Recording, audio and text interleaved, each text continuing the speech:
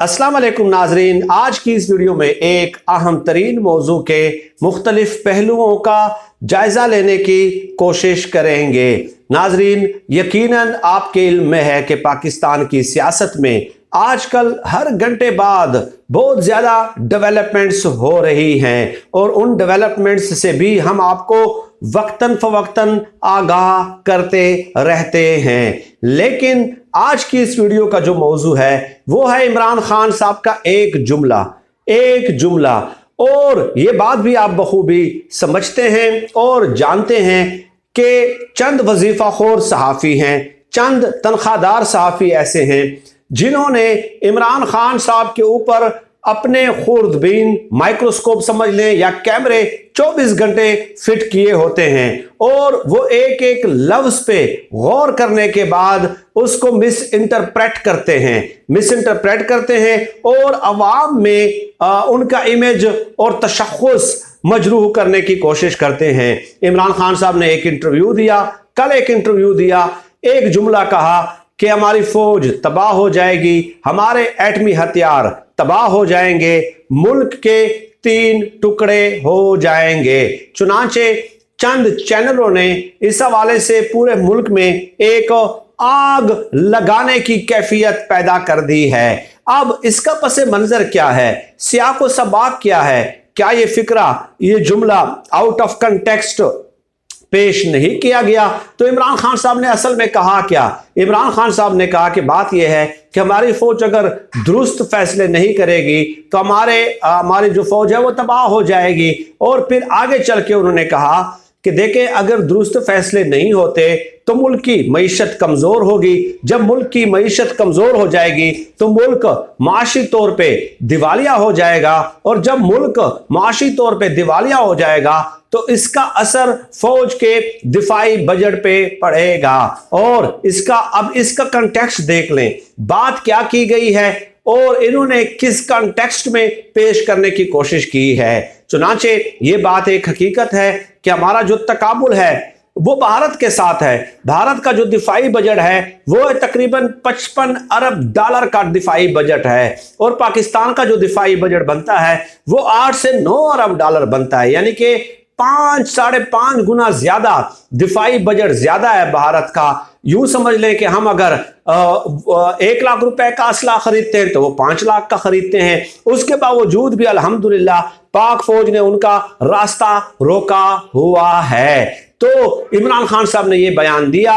अब इन लोगों ने इस अंदाज में पेश करने की कोशिश की कि जैसे इमरान खान साहब ने यह कहा हो कि अगर मुझे न लाया गया तो मुल्क तबाह हो जाएगा, फौज तबाह हो जाएगी, एटमी हथियार खत्म हो जाएंगे और मुल्क के 3 टुकड़े हो जाएंगे। इन्होंने इस कंटेक्स्ट में पेश करने की कोशिश की है। ये उनका अपना एक इंडिविजुअल परसेप्शन है।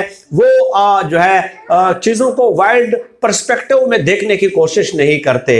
एक शख्स के बुग़्ज़ और ताज्जुब में वो उसी के ऊपर चस्पा कर देते हैं।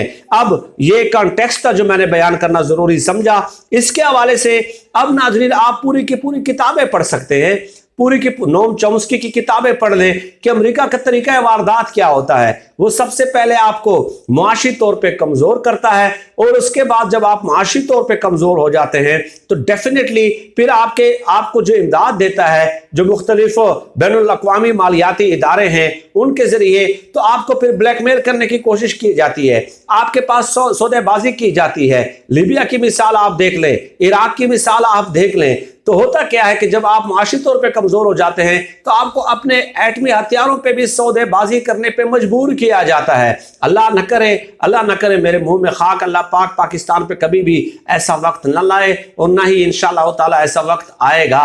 लेकिन एक मखसूस पैराए में इमरान खान साहब ने ये बात की, जहां तक मैं समझो मैंने इसको इंटरप्रेट कर दिया है।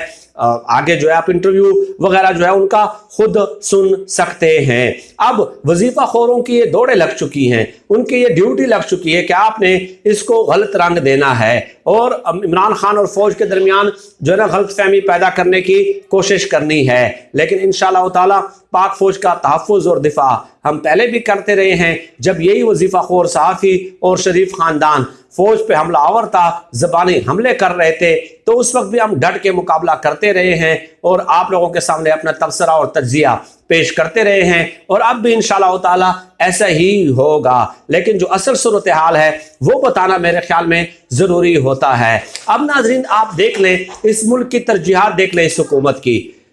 135 करोड़ रुपए के इश्तिहारात दिए गए हैं गुज़श्ता 1.5 महीनों में मीडिया को। 135 करोड़ रुपए के इश्तिहारात सिर्फ ये बताने के लिए कि मुल्क की मईशत ठीक नहीं है, यानी ये बताने के लिए आप 135 करोड़ रुपए लगा रहे हैं। ये है आपकी तरजीहात। और ये क्यों किया गया है? इसलिए कि बिजली का 7000 मेगावाट का शॉर्टफॉल है, बदतरीन लोड शेडिंग इस्लामाबाद जैसे इलाकों में जारी है। तो अब मीडिया उस पर खामोश है, सकूत के आलम में है, कोई आवाज बुलंद नहीं कर रहा, इसलिए कि मीडिया को तो उन्होंने पैसे दे दिए हैं और 54 रुकनी वफद को वो अपने साथ तुर्की ले गए हैं। लेकिन यहाँ पे डॉक्टर मुसद्दिक मलिक साहब प्रेस कॉन्फ्रेंस करके कहते हैं कि हमारे पास तो जहर खाने के पैसे भी नहीं है। भाई जहर खाने के पैसे नहीं है तो 135 करोड़ रुपए आपने किस खाते में दे दिए? और तुर्की के दौरे के इस कदर तशहीर कर दी कि फ्रंट पेजेस पे बाकायदा इश्तिहारात छपे हुए हैं, बाकायदा फ्रंट पेजेस पे इश्तिहारात दर इश्तिहारात छपे हुए हैं। तो ये हैं आपके तरजीहात। अगर आप इस तरह की रंगबाजी करेंगे तो डेफिनेटली मुल्क की मईशत जो है वो आपको कमजोर होती हुई दिखाई देगी ना। उससे और मुल्क की मईशत को अगर आप गैर जरूरी चीजों पे अगर आप खर्च करेंगे और अहम मसाइल पे अगर आप फोकस नहीं करेंगे तो डेफिनेटली इससे मुल्क जो है वो खतरनाक माशी सूरत हाल की तरफ बढ़ता हुआ नजर आता है। और ये आप अखबार गुज़श्ता 2 हफ्तों के खुद देख लें, वहां पे आप उसके जो है ना आप मुलाहिजा कर सकते हैं। और सितम बलाए सितम ये कि अपने काबीना के अरकान मिनिस्टर ऑफ स्टेट्स, जजेस और जर्नैल वगैरह, इन लोगों के पेट्रोल और दीगर मराहत में कमी नहीं की, लेकिन 30 रुपए लीटर पेट्रोल जो है वो बढ़ा दिया है आम आवाम के लिए। तो खुद अपनी कुर्बानी देने के लिए तैयार नहीं है, लेकिन दूसरों को जो है ना कुर्बानी का दर्स देते हैं। और वज़ीर आज़म ऑफिस की तज़ीन व आराइश पे जो है कारपेट और चेयर्स वगैरह और टेबल्स वगैरह, फर्नीचर्स वगैरह और बाथरूम की जो ना रिनोवेशन के लिए 3 करोड़ रुपए आते ही शहबाज शरीफ साहब ने पहले महीने में खर्च कर दिया है। तो ये चीजें तकाजा करती हैं कि आप अपनी तरजीहात दुरुस्त कर लें, आप अपनी समत दुरुस्त कर लें, तो फिर मईशत जो है ना दुरुस्त खुतूत पे और दुरुस्त समत में उस्तवार हो सकती है। वरना अगर आप इसी तरह चलते रहे तो उसके बाद जो है डेफिनेटली मुल्क जो है खतरनाक माशी सूरत हाल की तरफ बढ़ सकता है। ये एक इंटरप्रिटेशन है जो मैंने इमरान खान साहब के बयान से समझा है। अल्लाह न करे कि इमरान खान साहब की मुराद कभी भी ये हो कि फौज तबाह हो जाएगी, एटमी हथियार ख़त्म हो जाएंगे। इस तरह का गैर अहम बयान और गैर संजीदा बयान कतई तौर पे आप उनसे एक्सपेक्ट नहीं कर सकते, बल्कि किसी भी फॉर्मर प्राइम मिनिस्टर से इस तरह का बयान मैं एटलीस्ट अपने ज़ाती हद तक समझता हूँ कि एक्सपेक्ट नहीं किया जा सकता। यही चंद पहलू थे जो आज की इस वीडियो में आपके सामने पेश करना ज़रूरी थे। फर्दर जो डेवलपमेंट्स हो रही है इंशाअल्लाह ताला उस हवाले से भी आपको आगाह करते रहेंगे। अल्लाह पाक से दुआ है कि अल्लाह पाक हमें खल्क़ खुदा के लिए आसानियाँ पैदा करने की तौफीक अता फरमाए। आमीन या रब्बल आलमीन।